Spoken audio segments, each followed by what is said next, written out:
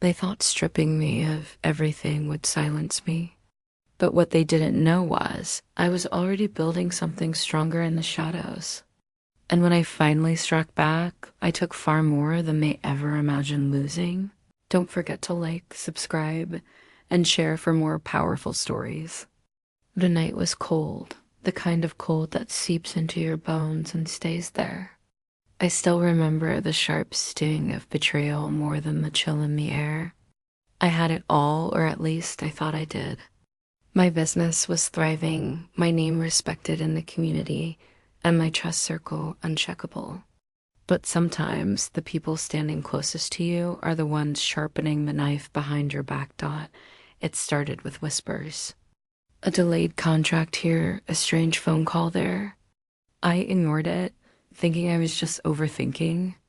But one day, I walked into the office I had built from scratch and found strangers sitting at my desk. My partner, the man I once called a brother, sat in my chair with a smug grin. "Sorry," he said, barely able to hide his satisfaction. "The board decided it was time for fresh leadership." Fresh leadership. That was the polished excuse. In truth, they had stolen my company, manipulated documents, and turned my allies into enemies. Everything I had worked for was snatched away in one brutal sweep. I was left with nothing, no company, no savings, no trust. Walking out that building felt like walking out of my own life. My phone buzzed endlessly with fake sympathies and forced condolences. But beneath those words, I could hear the hidden laughter. They thought they had broken me. That night, staring at the ceiling of a cheap rented apartment, I felt a storm rising inside me. The kind of storm that doesn't scream, it waits, it builds, it chooses its moment. I wasn't just going to recover. I was going to take everything back. And more and little did they know, I already had my first weapon in hand. Revenge doesn't start with rage. It starts with silence. I went quiet. I disappeared from their sight, vanished from their conversations, and let them believe I had accepted defeat. That was my first victory, making them underestimate me. While they celebrated their win, I studied. I dug into every file, every connection, every weak spot they had overlooked. If they had taken everything from me, they must have left fingerprints behind. And they had. Oh, they had one night. I found it their biggest mistake. Buried deep in a pile of contracts was a deal they had rushed to sign. A deal so dirty that exposing it would ruin their entire empire. But I didn't rush. No, rushing is what amateurs do. I needed patience. I needed to build my plan piece by piece, like a chessboard where every move brought me closer to checkmate. I started reestablishing myself under a new identity. Small businesses, discreet partnerships, investments they didn't even know existed. I began creating shadows of power they couldn't see. And all the while, I smiled politely when I accidentally bumped into them on the street.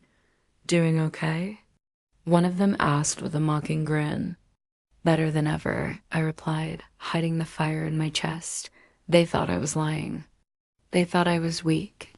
But the truth was, I had already taken my first steps back into the game, and soon I would make my move in a way they could never handle. Because when you've lost everything, you have nothing left to fear. And that makes you unstoppable. Weeks turned into months, but I never stopped watching.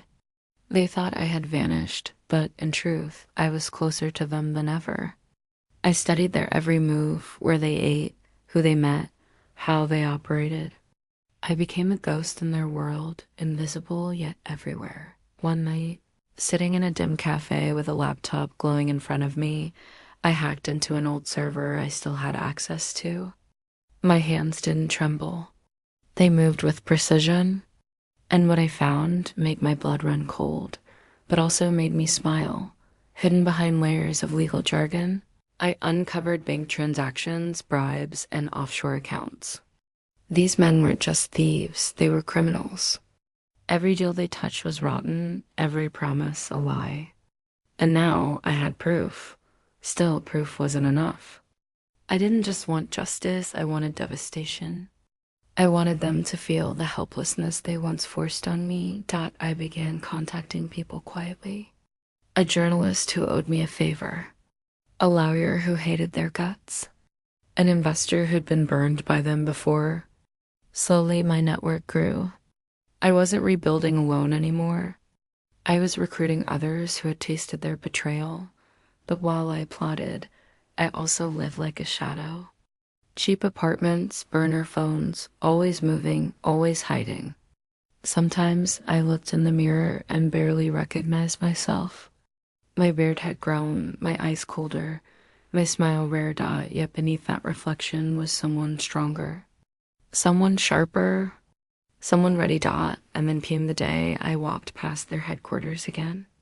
The glass walls, the tall towers, the laughing employees, it was all a reminder of what they had stolen. But instead of pain, I felt something else. Power. Because this time, I wasn't coming back to take a seat at the table. I was coming to flip the table entirely. The stage was set, but I needed one final move. It happened on a rainy Thursday night. I was sitting in my apartment, the storm outside rattling the windows, when my phone buzzed. A message appeared on the encrypted app I used. They're planning another deal. This one could ruin hundreds of lives. Want details? I stared at the screen, heart pounding. This was it, the trigger, the final push I needed. I met the informant in an underground parking lot. A nervous man in a trench coat handed me a flash drive, his hands trembling. "They'll kill me if they know I talked," he whispered. "They won't," I promised. "Because soon, they'll be too busy watching their own world burn." Back at my hideout, I plugged the drive in. The files spilled across my screen: contracts, signatures, payments. They were planning a massive real estate scam, stealing homes from ordinary families through forged documents. The audacity made me laugh, bitter and sharp, but this time I wasn't just a victim. I was the storm waiting to strike. I drafted my plan. Step 1, leak the documents anonymously to the press. Step 2, freeze their assets by tipping off the authorities. Step 3, reveal myself not as the man they destroyed, but as the one who destroyed them. Every keystroke felt like destiny. Every click was justice sharpening its blade. But as I finished setting up the plan, I realized something. Revenge wasn't just about destroying them anymore. It was about proving to myself that I could rise higher than they ever imagined. And when the first article hit the news the next morning with their names splashed across headlines, I knew the storm had begun. The headlines hit like artillery. My inbox flooded with messages, some triumphant, many fearful, most useless. The firm's PR tried to spin it into unverified allegations, but the documents were too clean, too damning. Frozen accounts, flagged transactions, a paper trail leading to shell companies in 3 different jurisdictions. It wasn't gossip anymore. It was undeniable evidence. I watched them implode from a distance at first. Cable news anchors took turns dissecting the leaks. The pundits loved the drama. Investors called emergency meetings, lawyers circled like vultures, and the company's stock ticker started to wobble. There was a strangled quality in the air, that peculiar smell a building makes. When its foundations give way, inside the headquarters, the mood collapsed even faster. I had contacts inside, people who owed me favors, or who hated the board's decisions enough to help. They texted me small updates. Security just escorted 2 execs out. Legal is here. Papers everywhere. Board members are whispering about contingency plans. The delicious part of it was how quickly enemies turned inward. Panic breeds suspicion. Suspicion breeds betrayal. I learned their rhythms. Panic makes people predictable. One of my informants, an exhausted junior accountant named Priya, sent me a message at dawn. They're moving money tonight under unusual codes. They're trying to bury it, She included a screenshot showing a scheduled wire labeled with an innocuous project name. It would have been missed by any auditor scanning for obvious fraud. But fraudsters are sloppy when they get scared. They make conservative mistakes in the frantic moments before everything collapses. I fed that wire to a lawyer I trusted, the one who'd helped me draft my first company contracts years ago. He moved with purpose. In less than 24 hours, a freeze order was in motion. The bank complied. Regulators opened queries. The men who believed money could immunize them realized too late that their pools had been drained. They screamed, of course. Threats flew across encrypted channels. One of them, Malik, the partner who'd smiled as they pushed me out, left a voicemail so raw it made my teeth ache. You think you can touch me and get away with it? We built this together? His voice wavered at the end. That was the sound of someone whose scaffolding was burning, but the subtle, precise dismantling wasn't enough. I needed the world to see the rot so there would be no easy patch. For that, I activated the journalist network I'd been building in the shadows. Omar, the reporter, wrote a piece that didn't sensationalize. It simply followed the money and let the numbers speak. He published with source documents attached, and the reaction was immediate. Share prices plunged. Clients froze contracts. The board had meetings behind closed doors that leaked to Bloomberg the very next morning. 2 board members resigned in humiliating statements about personal reasons. Another was escorted out by security while an assistant carried his suit.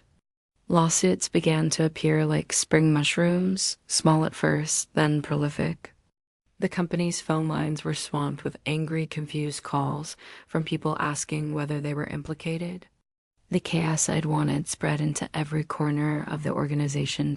And yet, the most satisfying moment was quieter.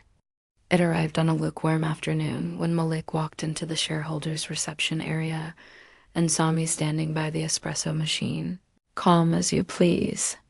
His face went pale when our eyes met.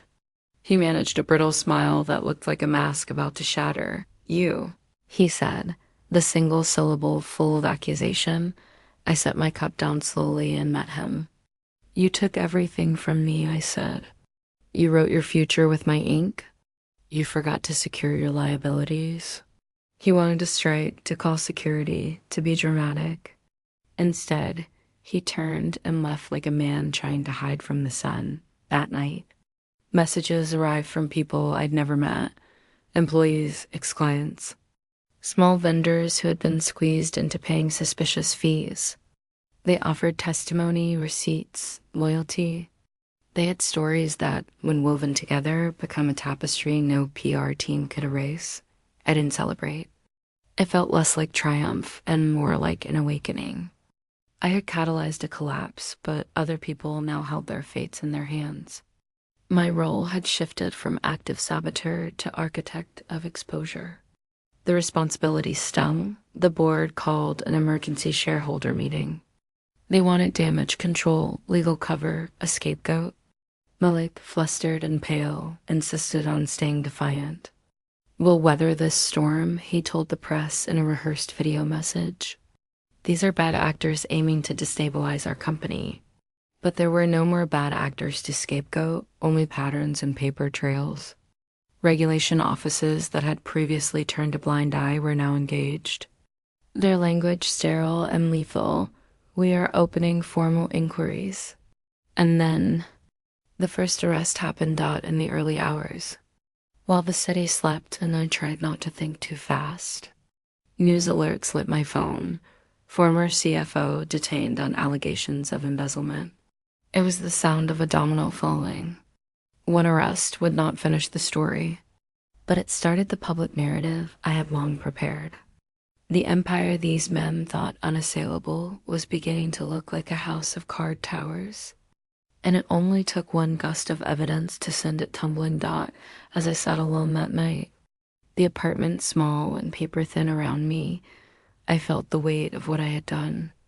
The people I'd harmed indirectly by exposing the truth would have to be considered. Collateral damage isn't a clean thing. But the man who had owned my life had been arrested. Justice, flawed as it may be, had started to breathe. Then my phone blinked with a single, encrypted message. They've started talking. He's flipping. A chill ran up my spine. When someone flips, they drag others with them. The map of betrayal was about to redraw itself in the worst way. Flipping is a word people think of. In thrillers, a traitor trades truth for leniency. What people forget is that flipping is messy, human, and corrosive. The man who had been arrested, Farid, the CFO with the expensive watch and the flippant smile, was, in reality, terrified. When the questioning starts, every lie fractures into jagged pieces. People try to glue them back together with bartered memories, and that's how the rot spreads. The first call I received after the arrest wasn't from a lawyer or a reporter. It was from an old acquaintance of mine, Layla, who had once been a mid-level manager and who had quietly supported me in earlier seasons. Her voice was a whisper, but her words made my stomach churn. He's offering names to save himself. They've been calling him all week. He might give them everything. I sat very still. It was true. In custody, Farid would be desperate. He had already called Malik twice from the holding cell, and Malik's voice, I was told, was a mix of pleading and bargaining. Men like Malik were cunning. When cornered, they don't act noble. They act selfish. They'd throw anyone under the bus to survive. This was a problem, and it was an opportunity. If Farid started naming names recklessly, he could drag small, helpless players, interns, lower-level executives into criminal exposure. That would be tragedy for those people. But if he named the big players and we had corroboration, he could become a weapon against the rest. The question was control. I met with my lawyer that evening in a quiet corner of a restaurant that smelled of garlic and coffee. We need a witness protocol, I said, cold and clear. If he wants to talk, he talks to us. We control the flow of information to the press and regulators in a way that ensures the net captures the real fish, not the minnows. He listened, fingers steepled. You want to use Farid as bait? No, I paused, thinking of the people who would pay the price if we let him blurt names into the wind. I want to use him to break their solidarity. We get his statements verified first, corroborate with bank statements and email headers, and then we present a chain the regulators can't ignore. It was surgical, the legal equivalent of a scalpel. Meanwhile, Malik and the remaining partners were scrambling. Their rooms had that hunted look, desk lamps left on, curtains drawn tight, teacups cold and abandoned. Fear makes people petty. Malik started sending frantic emails, begging for meetings, pleading to stage clarifications. I let him speak. His frustration was audible. He was not an eloquent liar. He was a cowardly man with little theater left. Then came the bait. I arranged for a sanitized, tightly controlled conversation between Farid's counsel and a regulatory investigator I trusted.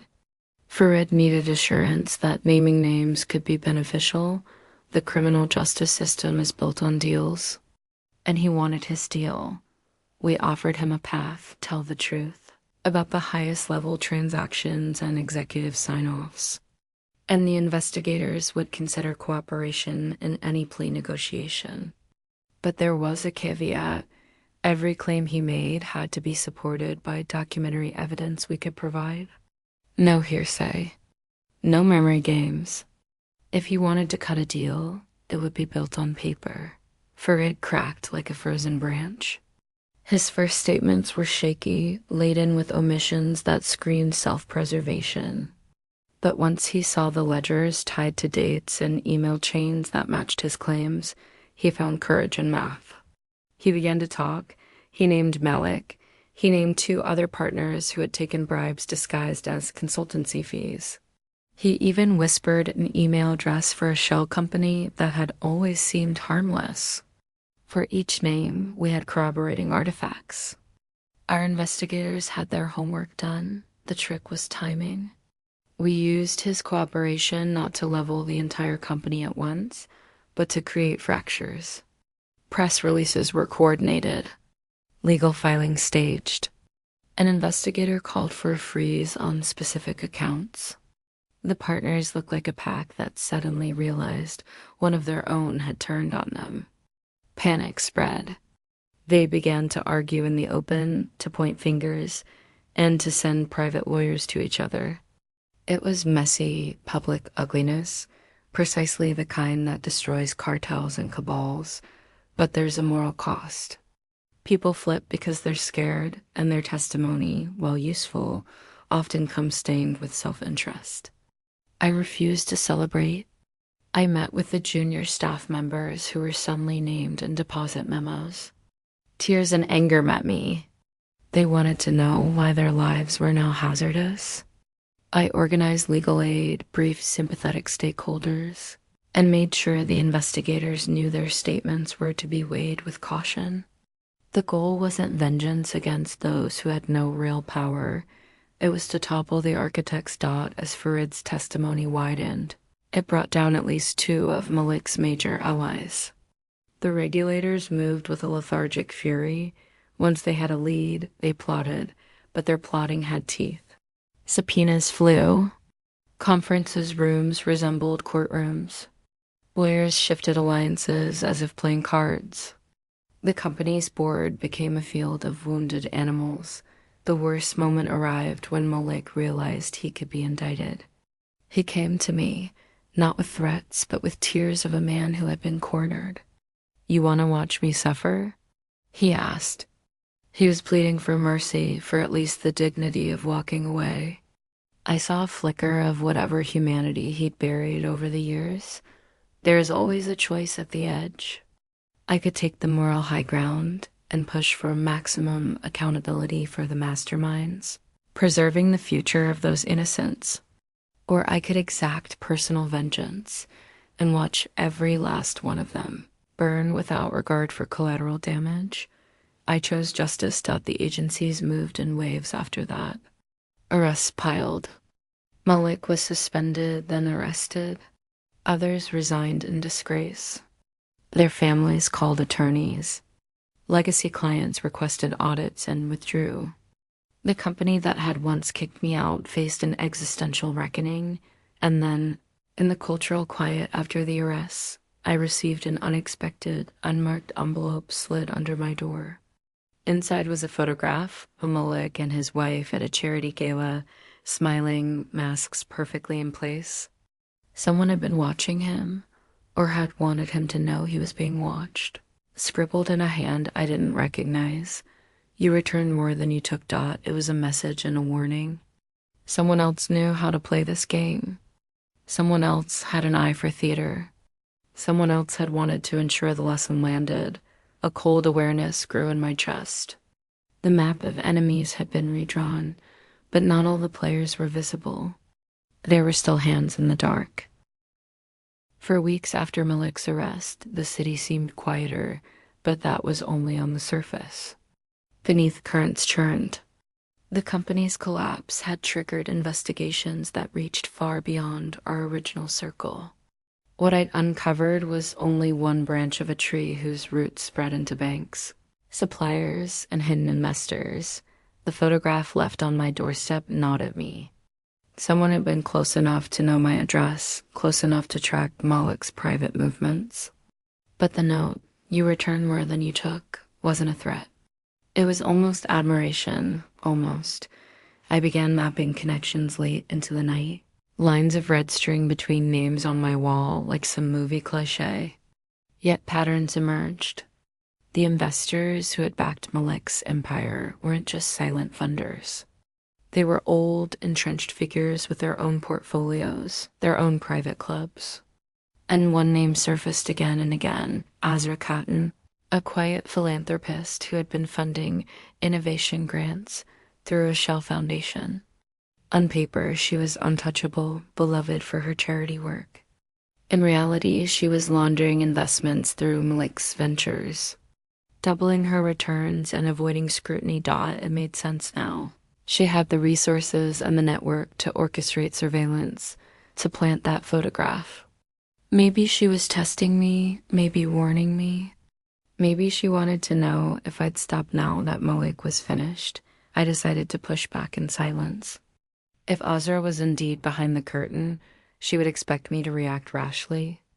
Instead, I moved like a ghost. I called in the favors of the journalists I'd helped feed stories to. Don't publish yet, I told them. Sit on the information. Let her think she's invisible. Meanwhile, I began to build a narrative that placed her name adjacent to the ongoing investigations. Not as a direct accusation, but as a whisper in public forums, questions at panel discussions, anonymous tips to regulators, subtle references in financial newsletters. The goal wasn't exposure yet. It was discomfort. Inside my small apartment, my phone buzzed with a new encrypted message. You're digging where you shouldn't. Let sleeping dogs lie. No signature. The words chilled me. I replied only with a dot. That night I couldn't sleep. Images of Azra's gala appearances mixed with memories of my own humiliation. I remembered Malik's mocking smile when they'd thrown me out, the applause of people who now claimed ignorance. All of it was intertwined with Azra's invisible hand dot in the morning. I received a call from Omar, the journalist who had been my loudest ally. Listen, he said, voice tight. We've got a source telling us Malik's case is about to blow wider. They're going to name high-profile donors. But if we print, we'll get sued into oblivion. I need to know how far you want to go. I paused. The cliff edge had arrived. If I went after Azra directly, I'd step into a war with someone who had far more resources than Malik ever did. But if I stopped, everything I'd built would calcify as a partial victory. I'm not done, I said. But we'll do it my way. We crafted a plan. Instead of a single expose, Omar would release a series of investigative breadcrumbs, small, verifiable facts about shell companies linked to Azra's grants. Nothing actionable alone, but enough for regulators and online sleuths to start digging independently. The narrative would shift from fallen company to wider conspiracy. Azra responded like a cornered queen.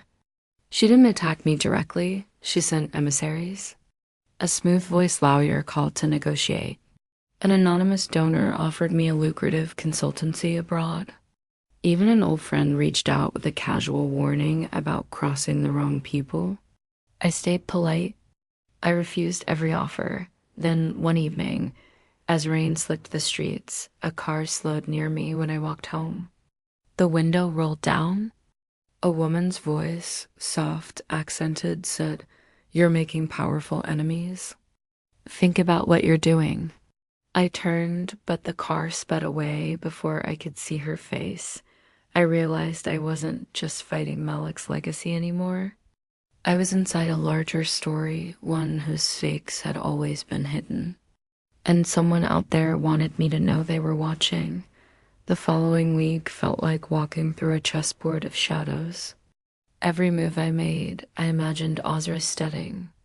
Every email, every phone call, every whispered conversation could be overheard. But paranoia, when tempered with strategy, can be a tool. Omar and I executed our plan quietly. He dropped a first breadcrumb on his blog, an innocuous article about philanthropic shell entities in emerging markets. The second breadcrumb appeared 2 days later, a tweet thread about a foundation funneling grants to suspicious consultancies. Readers started connecting dots. Independent analysts dug into open databases and posted findings. The story began to bloom without us ever mentioning Azra's name directly at the same time. I began contacting people who had worked for her foundation. Former accountants, junior coordinators, ex-drivers. Many were scared. But one woman, Anaya, agreed to meet me in a crowded cafe. She had once been Azra's personal assistant. She's careful, Anaya whispered, stirring her coffee, though she didn't drink it. Never signs anything herself. Everything's done through layers. But you've seen the layers, I said. Anaya looked at me, tired, wary. You think you're the first to try? She's burned people before. But she hesitated. I saved copies of some schedules, emails. She doesn't know I took them. My pulse quickened. Why? Because I knew one day someone would have to stop her. She said simply. Anaya slid me a small USB drive wrapped in tissue paper. If she finds out I gave you this. She won't, I promised. Back home, I decrypted the drive. It was a treasure trove, calendars, encrypted memos, even photographs of documents connecting Azra's foundation to Malik's hidden accounts. It was the proof we needed, but it was also a death warrant if exposed clumsily. We spent nights verifying everything. Omar looped in a legal advisor. Each piece had to be cross-checked against public records. We built a timeline of Azra's operations, matching deposits to Malik's shell companies, tracking how she siphoned public sympathy into private gain. Then, without warning, my apartment door lock clicked at 2 a.m. Someone tried to enter. I had installed a security bar, it held. The intruder jiggled, then left. My heart slammed in my chest as I held a kitchen knife and dialed emergency services. By the time police arrived, there was no one outside. The message was clear. Stop. But fear had hardened into resolve. The next morning, I called Omar. We publish in 3 days, I said. He hesitated. You sure? Yes, with everything. Her name, her foundation, the proof. We do it surgically, but we do it. The following 72 hours were a blur. Drafts, edits, legal reviews. We prepared mirrored sites in case of takedowns. We arranged for sympathetic outlets abroad to pick up the story simultaneously. Azra would not be able to silence it. And then, on a gray Thursday morning, as the city stirred, the headline went live, Philanthropy or Profit. Documents link Azra Khattan's foundation to corrupt investment scheme. The reaction was nuclear. Social media erupted. Regulators opened inquiries before lunch. Politicians who had once posed with her at galas issued statements of shock and concern. The photograph she'd left on my doorstep was now plastered on news sites. But under captions she would hate .azra stayed silent for 48 hours. When she finally spoke, it was through a video message, calm and polished. She denied wrongdoing, called the leaks coordinated defamation, and claimed she would pursue legal remedies. But her eyes flickered, the first crack in her armor. Behind the scenes, her board began to fracture. Funders withdrew. A major bank froze one of her accounts. The regulators who had been cautious now had public pressure to act. I sat at my kitchen table, the USB drive in front of me as my phone buzzed with messages of congratulations. But I felt no triumph, only exhaustion. I had turned my humiliation into a weapon, and I had unmasked the queen behind the curtain, and yet deep inside I sensed this wasn't over. People like Azra don't fall quietly. They regroup. They retaliate. They have layers we can't see. The expose had detonated like a bomb. For a brief moment, I allowed myself to believe it was over. That illusion shattered quickly. On the third night after publication, my bank account was frozen without explanation. My landlord claimed my rent was misfiled and threatened eviction. Emails I'd never sent appeared in colleagues' inboxes, accusing them of betrayal. It was Azra's counterattack, not with bullets, but with precision strikes meant to isolate and discredit me. Omar called in a panic. They filed injunctions against me. If I can't prove every comma in that article, I'll be bankrupt. His voice shook. The first time I'd ever heard fear break through his bravado. Azra wasn't trying to win in the court of public opinion. She was dragging us into legal quicksand, confident that her resources would outlast ours.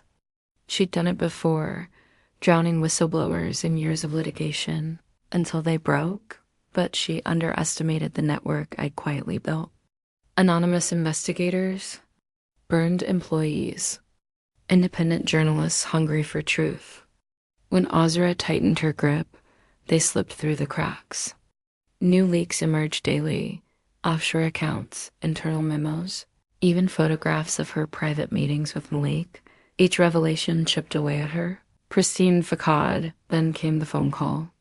A private number. I answered. You think you've won? The voice was unmistakable, Ozra herself, low and steady. You're a child playing with fire. Do you know what happens to people like you when the lights go out? I forced my voice to stay calm. Yes, they adapt to the dark. Do you? Silence. Then the line clicked dead.